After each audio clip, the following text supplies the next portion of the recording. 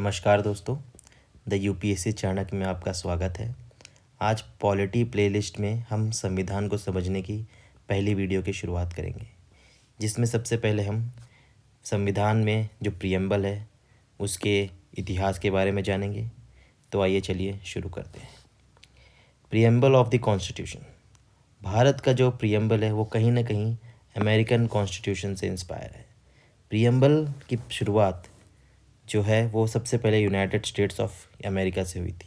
अगर आप ध्यान से देखेंगे तो उसमें भी आपको वी द पीपल दिखाई देता है, जो कि हमारी कॉन्स्टिट्यूशन में भी है। अब अमेरिका के कॉन्स्टिट्यूशन में प्रीएम्बल को जोड़ने के बाद बहुत सारे देशों ने इस काम को शुरू किया, जिसमें से भारत भी एक था। पंडित जवाहरलाल नेहरू ने 13 दिसंबर 1946 को पहली बार ऑब्जेक्टिव रेजोल्यूशन मूव किया कॉन्स्टिट्यूशन असेंबली में, जिसके बाद वो ड्राफ्ट एक तरह का ड्राफ्ट प्रीएम्बल था, जो कि आगे चलकर असली प्रीएम्बल की रूप में जुड़ा। तो आइए हम जानते हैं प्रीएम्बल के बारे में।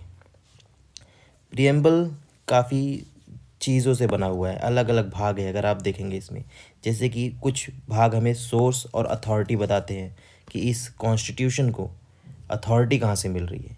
कुछ पार्ट जो है वो इस नेचर बताएंगे इस देश का, इस आज़ाद देश का नेचर। कुछ पार्ट जो है ये ऑब्जेक्टिव बताएंगे कि ये देश क्या चाहता है, और लास्ट में ये बताया जाता है कि किस दिन अडॉप्ट किया गया है इस कॉन्स्टिट्यूशन को। तो चलिए शुरू करते हैं। अगर आप देखेंगे तो इस कॉन्स्टिट्यूशन को अथॉरिटी यहाँ के लोगों से ही मिलती है, यानी people gives authority to the constitution. अगर हम ध्यान से पढ़ें तो we the people have solemnly resolve, यानी दृढ़ निश्चय कर लिया है कि हम इंडिया को एक sovereign secular socialist democratic Republic बनाएंगे। ये नेचर होगा इंडिया का। इंडिया एक सोवरेन कंट्री होगा, सोशलिस्ट होगा, सेक्युलर होगा, डेमोक्रेटिक और रिपब्लिक होगा। अब हम जानते हैं कि ये आज़ाद देश कैसा देश चाहता है, जहाँ पे जस्टिस हो, सोशल जस्टिस, इकोनॉमिक जस्टिस और पॉलिटिकल जस्टिस। इस सब चीज़ों के बारे में हम डिटेल में आगे जानेंगे। फिलहाल हम ऊपर ऊपर से देख लेते हैं।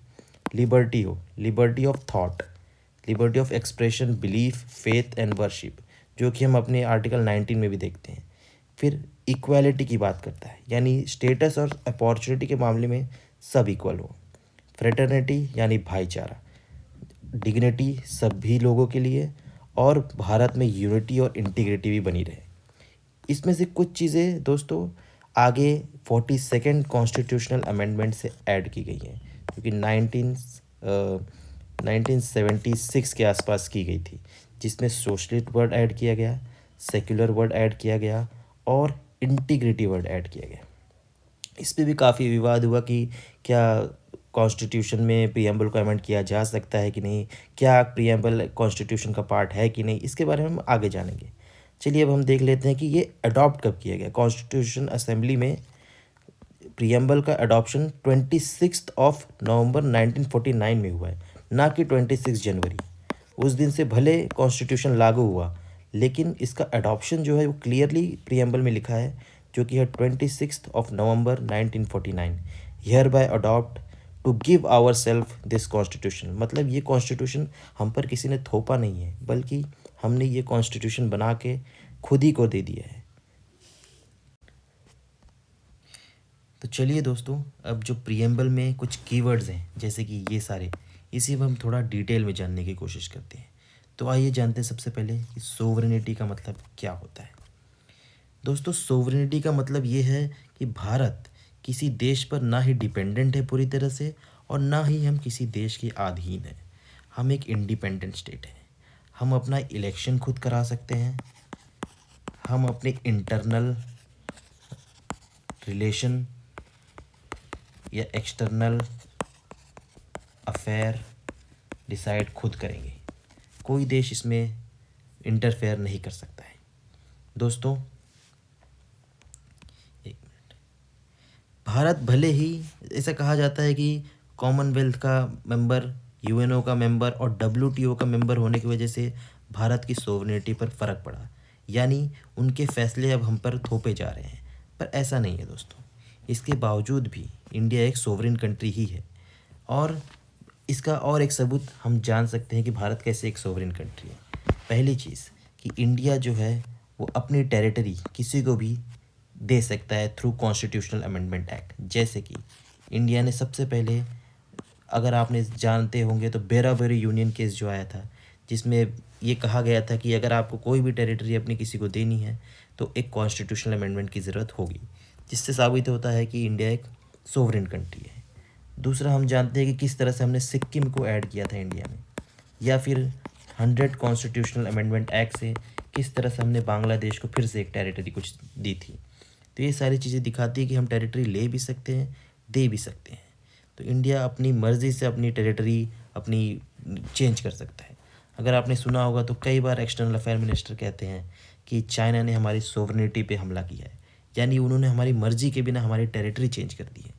तो ये है सोवरेनिटी का मतलब। अब जानते हैं हम दूसरा की टर्म, जो है सोशलिस्ट। दोस्तों, ये ओरिजिनल प्रियम्बल का पार्ट नहीं हुआ करता था। 42nd कॉन्स्टिट्यूशनल अमेंडमेंट एक्ट ने इसे भारत के प्रियम्बल में ऐड किया है। सोशलिस्ट बेसिकली एक हमारी डायरेक्टिव प्रिंसिपल का पार्ट है, जो कि पार्ट 4 ऑफ द कॉन्स्टिट्यूशन है, जो कि कहता है कि भारत जो है एक सोशलिस्ट पैटर्न पर चलेगा। कहीं ना कहीं दोस्तों इसकी शुरुआत फ्रीडम स्ट्रगल के समय ही हो चुकी थी, जो कि आबादी सेशन में हमने कहा था कि भारत एक सोशलिस्ट पैटर्न पर चलेगा। अब सोशलिज्म का मतलब क्या होता है दोस्तों? सोशलिज्म का मतलब होता है कि जो मीन्स ऑफ प्रोडक्शन है उसकी कलेक्टिव ओनरशिप होगी। कोई एक उद्योगपति हर चीज़ को कंट्रोल नहीं करेगा, जब बल्कि पब्लिक ही हर चीज़ की ओनर होगी। तो क्या भारत में कैसे इस चीज़ को देखा जाता है? देखिए दोस्तों, सोशलिज्म दो तरीके से काम करता है। भारत में हम डेमोक्रेटिक सोशलिज्म फॉलो करते हैं, ना कि कम्युनिस्ट सोशलिज्म। इसका क्या मतलब है दोस्तों? डेमोक्रेटिक सोशलिज्म का मतलब है कि जो मीन्स ऑफ प्रोडक्शन है वो प्राइवेट भी हो सकते हैं और गवर्नमेंट की भी हो सकते हैं, यानी भारत एक मिक्स्ड इकोनॉमी पे चलता है। एग्जाम्पल के तौर पे अगर हम देखें तो भारत में जो एटॉमिक एनर्जी है वो कहीं ना कहीं सेंट्रल गवर्नमेंट ही सिर्फ फॉलो यूज़ कर सकती है, यानी उसका प्रोडक्शन सेंट्रल गवर्नमेंट के हाथ में है। और अगर हम देखें जैसे टेलीकॉम सेक्टर, तो हमको जियो भी देखने मिलता है और BSNL भी देखने मिलता है। तो यानी मिक्स्ड इकोनॉमी है इंडिया। इंडिया एक डेमोक्रेटिक सोशलिज्म है, ना कि कम्युनिस्ट सोशलिज्म। जैसे क्यूबा एक कम्युनिस्ट सोशलिज्म है, रशिया एक कम्युनिस्ट सोशलिज्म है, चाइना एक कम्युनिस्ट सोशलिज्म है। यहाँ पे मीन्स ऑफ प्रोडक्शन सब कुछ सेंटर संभालती है। अब हम जानते हैं सेक्युलर के बारे में। दोस्तों, ये भी 42nd कॉन्स्टिट्यूशनल अमेंडमेंट एक्ट से ऐड किया गया है। सेक्युलर वर्ड ऐड करने से सिर्फ एक कॉस्मेटिक चेंज आया संविधान में, जबकि हम जानते हैं कि आर्टिकल 25, 26, 27 और 28 ये कहीं ना कहीं इंडिया को एक सेक्युलर स्टेट ही बता रहे हैं। सेक्युलरिज्म का मतलब है कि भारत देश यानी स्टेट देश के सभी रिलीजन को एक समान देखेगा। भारत में सेक्युलरिज्म के प्रमाण जो है वो हमको अलग अलग केसेस के थ्रू मिलते हैं। भारत में पॉजिटिव सेक्युलरिज्म फॉलो किया जाता है। देखिए दोस्तों, सेक्युलरिज्म दो तरह के होते हैं, आइए जानते हैं उसके बारे में। एक है पॉजिटिव सेक्युलरिज्म, दूसरा है negative secularism. Positive secularism India में फॉलो किया जाता है, दूसरी तरफ नेगेटिव सेक्युलरिज्म फ्रांस में फॉलो किया जाता है। नेगेटिव सेक्युलरिज्म कहता है कि रिलीजन और स्टेट के बीच में वन हैंड डिस्टेंस होगा, यानी देश रिलीजन में इंटरफेयर नहीं करेगा और रिलीजन देश पे इंटरफेयर नहीं करेगा। इसलिए आप देखेंगे तो जैसे कि फ्रांस में हिजाब पर बैन है, ऐसे पब्लिक प्लेसेस में आप हिजाब भी नहीं पहन सकते वहाँ, क्योंकि वहाँ पे नेगेटिव सेक्युलरिज्म है। लेकिन भारत में ऐसा नहीं है। पॉजिटिव सेक्युलरिज्म का एक और अर्थ होता है कि इंडिया स्टेट चाहे तो रिलीजन में चेंज ला सकता है, जैसे कि सबरीमाला जजमेंट या फिर ट्रिपल तलाक जजमेंट। इसका मतलब ये नहीं है कि स्टेट इंटरफेयर कर रहा है, मतलब बस वो ये चाहता है कि एक पॉजिटिव चेंज है समाज में। अब चलिए दोस्तों, हम जानते हैं कि डेमोक्रेटिक का क्या मतलब होगा। दोस्तों, डेमोक्रेटिक का मतलब होता है कि जो ये बेस्ड है डॉक्ट्राइन ऑफ पॉपुलर सोवरेनिटी, यानी देश के जो लोग हैं वही देश का फ्यूचर डिसाइड करेंगे through elections, through plebiscite, initiative. तो दोस्तों, डेमोक्रेसी दो तरीके की होती है, एक तो है डायरेक्ट डेमोक्रेसी, दूसरी है इनडायरेक्ट डेमोक्रेसी। डायरेक्ट डेमोक्रेसी का आप एग्जांपल स्विट्ज़रलैंड को देख सकते हैं। स्विट्ज़रलैंड में दोस्तों रेफरेंडम जैसी चीज़ों के रिकॉल, प्लेबिसाइट की हेल्प से कोई भी फैसले लिए जाते हैं। वहाँ पे उनके मेंबर या रिप्रेजेंटेटिव फैसला नहीं लेते, बल्कि डायरेक्ट पब्लिक ही वोट करती है। पर भारत जैसे पॉपुलस देश में, जहाँ पे 135 से 140 करोड़ लोग हैं, वहाँ पे सभी लोग वोट नहीं कर सकते हर हर मुद्दे पर। इस वजह से हम अपने रिप्रेजेंटेटिव चुनते हैं इलेक्शंस में। हम जहाँ पे हमारे रिप्रेजेंटेटिव्स बैठते हैं और किसी भी मुद्दे पर फैसला लेते हैं कि कैसे इस बिल को पास किया जाए या क्या किया जाए इस मुद्दे पर। तो दोस्तों, भारत एक इनडायरेक्ट डेमोक्रेसी फॉलो करता है। इसलिए भारत में आपको यूनिवर्सल एडल्ट फ्रेंचाइज मिलेगी, पीरियोडिक इलेक्शन मिलेंगे, रूल ऑफ लॉ इंडिया में फॉलो होगा, जुडिशरी इंडिपेंडेंट है और डिस्क्रिमिनेशन नहीं है। ये सब दिखाता है कि भारत एक डायरेक्ट डेमोक्रेसी है, यानी we the people, for the people and by the people. अब दोस्तों आइए जानते हैं रिपब्लिक के बारे में। ये नेचर ऑफ द प्रियम्बल का लास्ट पार्ट है। रिपब्लिक का मतलब बहुत कुछ हो सकता है। पहली चीज़ तो रिपब्लिक का मतलब है कि इंडिया का जो हेड ऑफ स्टेट होगा वो हेरिडिटरी नहीं होगा, बल्कि वो इलेक्टेड होगा फॉर फिक्स टर्म। जैसे कि मोनार्की जो होती है, जैसे यूके में कॉन्स्टिट्यूशनल मोनार्की है, वहाँ पे हेरिडिटरी सब कुछ चलता है। पर जो रिपब्लिक है, जैसे इंडिया, यूएस, वहाँ पे प्रेसिडेंट, प्राइम मिनिस्टर सब चुने जाते हैं, वो हेरिडिटरी नहीं होते। दोस्तों, रिपब्लिक का एक मतलब और हो सकता है कि जो सोवरेनिटी है भारत की, वो किसी एक इंडिविजुअल या किंग में नहीं है, बल्कि वहाँ के सभी सिटीजन्स में है। और सारे पब्लिक ऑफिस, जैसे प्राइम मिनिस्टर के, प्रेसिडेंट के, वाइस प्रेसिडेंट, इसका चुनाव कोई भी लड़ सकता है बिना किसी डिस्क्रिमिनेशन के। तो ये दिखाता है कि भारत कोई मोनार्की नहीं है, बल्कि एक रिपब्लिक है। और ये हमें दिखाता है कि हम एक डेमोक्रेटिक रिपब्लिक है। तो चलिए दोस्तों, अब हम जानने की कोशिश करते हैं कि हमारे प्रियम्बल में जो ऑब्जेक्टिव्स दिए हैं उन्हें थोड़ा डिटेल में समझते हैं। क्या है वो ऑब्जेक्टिव्स? जैसे कि आप देख सकते हैं, जस्टिस, इक्वालिटी, फ्रेटर्निटी, और ये सारे justice, equality, liberty, equality, fraternity, ये हमारे कॉन्स्टिट्यूशन के कुछ ऑब्जेक्टिव्स हैं। यानी हमारे जो कॉन्स्टिट्यूशनल फ्रेमर्स थे वो ये बेसिक मिनिमम चीज़ हमारे देश में देखना चाहते थे। जैसे कि जस्टिस हो, वो भी सोशल, इकोनॉमिक, पॉलिटिकल लेवल पे। तो आइए इन सब चीज़ को हम डिटेल में जानते हैं। दोस्तों, जस्टिस ये कहीं ना कहीं रशियन रेवोल्यूशन से इवॉल्व हुई चीज़ है, जब पहली बार लोगों ने ज़ार के खिलाफ विद्रोह किया था। अब जस्टिस तीन तरह के होते हैं: social justice, economic justice and political justice, जो कि कहीं ना कहीं हमारे फंडामेंटल राइट्स और directive principle of state policies से हमें देखने मिलते हैं। चलिए आइए जानते हैं इसके एक एक कर। सोशल जस्टिस, जो कि कहता है कि सभी एक हैं, all citizen should be given equal treatment irrespective of caste, colour, race, religion, sex.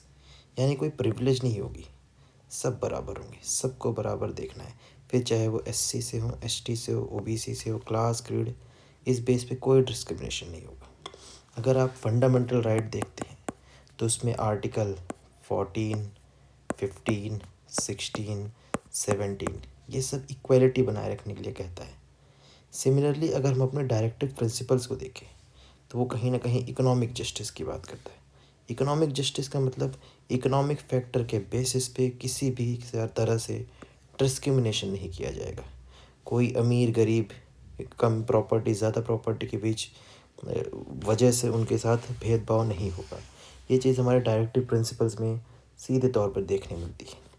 जैसे कि आप देख सकते हैं, कहते हैं कि वुमेन हो या मैन हो, उन्हें एडुकेट मीन्स ऑफ लाइवलीहुड है। जो मटेरियल रिसोर्स है वो कॉमन गुड के लिए यूज़ किया जाना चाहिए, और जो मीन्स ऑफ प्रोडक्शन है वो भी कॉमन डिटरमाइंड होगा। इक्वल पे होना चाहिए इक्वल वर्क के लिए, मैन और वुमेन, ये सब इक्वलिटी की बात कर रहे हैं। इसी तरह से हम ये देख सकते हैं कि स्टेट का जो मेन पर्पस है वो प्रमोशन ऑफ वेलफेयर है अमंग पीपल। ये सारी चीज़ दिखाता है इकोनॉमिक और सोशल जस्टिस की बात कर रहे हैं, चाहे वो फ्री लीगल एड के थ्रू सोशल जस्टिस दिया जाए या राइट टू वर्क के through, just and human condition के थ्रू। ये सारी चीज़ें सोशल जस्टिस की बात करती है। इकोनॉमिक जस्टिस भी हमने देख लिया। अब दोस्तों, सोशल जस्टिस और इकोनॉमिक जस्टिस ये मिलकर बनता है डिस्ट्रीब्यूटिव जस्टिस, जो कुछ नहीं बल्कि हमारा डीपीएसपी है, जो कि पार्ट 4 ऑफ द कॉन्स्टिट्यूशन है। अब हम आते हैं पॉलिटिकल जस्टिस पे। दोस्तों, इक्वल पॉलिटिकल राइट, और अगर सारे ही पॉलिटिकल ऑफिस सब के लिए ओपन है तो उसे कहेंगे पॉलिटिकल जस्टिस, जहाँ पे सब अपनी आवाज़ उठा सकते हैं सरकार के खिलाफ, एक अपोजिशन पार्टी हो सकती है, सभी चुनाव लड़ सकते हैं, सभी को वोट देने का अधिकार हो, और इस बेस पे कोई डिस्क्रिमिनेशन ना हो। तो दोस्तों, ये रहा जस्टिस वाला पार्ट। अब हम चलते हैं लिबर्टी पे। दोस्तों, लिबर्टी ये शब्द कहीं ना कहीं फ्रेंच रेवोल्यूशन से निकला है, जहाँ पे लोग लुइस किंग के खिलाफ विद्रोह कर रहे थे। वहीं से ये लिबर्टी, इक्वलिटी और फ्रेटर्निटी नामक शब्द निकला है। लिबर्टी का मतलब होता है कि कोई रोक टोक ना हो किसी भी काम पर। जैसे कि कोई अगर आर्टिस्ट बनना चाहता है तो सरकार या कोई ग्रुप उस पर रोक ना लगाए। उसी तरह से हमारे प्रियम्बल में अलग अलग प्रकार की लिबर्टी की बात की गई। जैसे लिबर्टी ऑफ थॉट, हमें सोचने का अधिकार है, उस सोच को एक्सप्रेस करने का अधिकार है। हम अपने बिलीफ रख सकते हैं, फेथ, वर्शिप। हम चाहे पेड़ की पूजा करें, पत्थर की पूजा करें, वो हमारा अधिकार है। और ये सारी चीज़ें, ये हमारा अधिकार, ये हमारी लिबर्टी एनफोर्सेबल है कोर्ट में। मतलब अगर कोई भी हमारे लिबर्टी को वायलेट करता है तो हम कोर्ट में जाके उस पर केस कर सकते हैं। लिबर्टी दोस्तों एक बहुत ही एसेंशियल चीज़ होती है किसी भी डेमोक्रेटिक कंट्री में, जैसे कि इंडिया में। लिबर्टी के बिना इंसान का कोई एग्जिस्टेंस ही नहीं है। लेकिन दोस्तों, लिबर्टी का मतलब ये नहीं कि आप कुछ भी कर सकते हो। लिबर्टी का मतलब ये है कि आपको लिमिटेशन में रह कर कोई भी काम करना है। ये राइट्स जो है ये एब्सोल्यूट नहीं है बल्कि क्वालिफाइड है। जैसे कि हम देख सकते हैं कि बहुत सारी चीज़ों पर कोर्ट बैन करती है कि आप अपनी प्रोटेक्शन में किसी की हत्या भले कर सकते हो, लेकिन नॉर्मल मर्डर अलाउड नहीं है। अब हम आके देखते हैं इक्वालिटी के बारे में। ये भी दोस्तों कहीं ना कहीं फ्रेंच रेवोल्यूशन से ही निकला हुआ चीज़ है। अब इक्वालिटी का मतलब है कोई स्पेशल प्रिविलेज नहीं होगा किसी के पास, सब बराबर होंगे। All individuals without any discrimination should get equal opportunity. हमारे प्रियम्बल में भी इस बात की जिक्र हुआ है कि there should be equality in status and opportunity. अब दोस्तों, हमारे कॉन्स्टिट्यूशन में भी क्लियरली फंडामेंटल राइट में इक्वालिटी का सेक्शन है, जो कि कहता है इक्वालिटी बिफोर लॉ। कोई भी डिस्क्रिमिनेशन नहीं होगा religion, race, caste, sex basis पे। पब्लिक एम्प्लॉयमेंट में भी कोई डिस्क्रिमिनेशन नहीं होगा इन सारे बेसिस पे। अनटचेबिलिटी को अबॉलिश किया जाए, कोई भी प्रकार का टाइटल नहीं दिया जाएगा except military and academic titles. तो दोस्तों, ये सारी चीज़ें इक्वालिटी को दर्शाती है। लेकिन क्या भारत सच में इक्वल है? नहीं। यहाँ पे आज भी कास्ट और जेंडर बेसिस पे डिस्क्रिमिनेशन किया जाता है। इसलिए इक्वालिटी के साथ साथ इक्विटी शब्द का भी बात हुई है, जो कि कहता है कि देयर दैट इक्वल्स। बहुत सारे इस देश में बहुत सारे लोग अभी भी अनइक्वल हैं, जैसे कि लोअर कास्ट पीपल, इसलिए उन्हें स्पेशल प्रिविलेज दिए जाते हैं। जैसे कि कुछ स्पेशल प्रिविलेज हो गए रिजर्वेशन। तो हमारे देश में इक्वालिटी के साथ साथ इक्विटी भी है। अब हम आते हैं दोस्तों फ्रेटर्निटी पे। इसका आम मतलब है ब्रदरहुड, यानी भाईचारा। तो हमारे कॉन्स्टिट्यूशन में भाईचारा बहुत ही ज़्यादा महत्व दिया गया है इसे, जैसे कि सिंगल सिटीजनशिप के थ्रू।